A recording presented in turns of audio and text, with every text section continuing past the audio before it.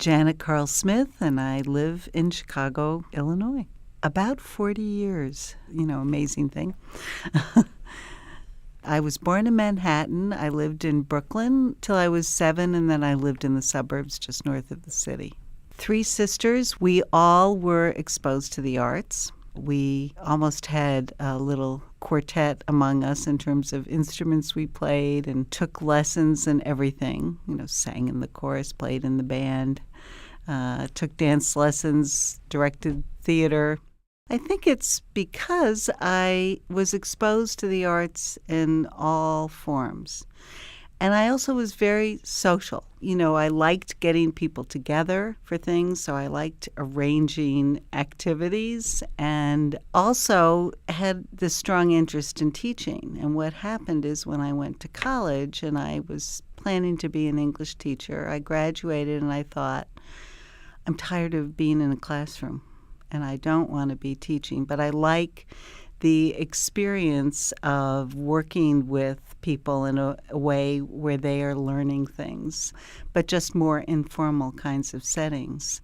So I actually started my career in advising college activities, student activities, college programming, and moved from there to doing it for the city of Chicago.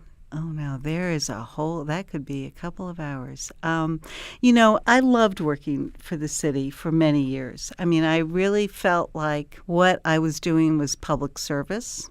I believe in the power of government to do things that other entities can't do.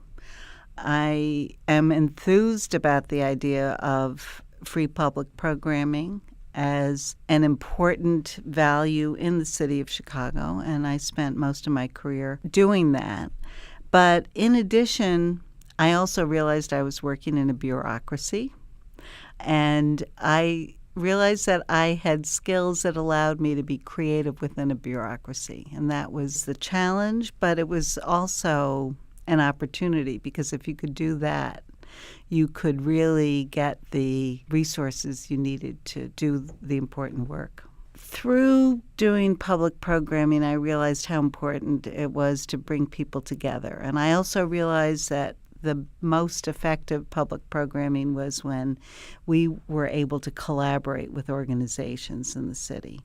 And so a lot of my work, particularly in later years at the Department of Cultural Affairs, was around that, was bringing together groups of people and different organizations. And I finally realized that I didn't need to be working for the city in order to make that happen.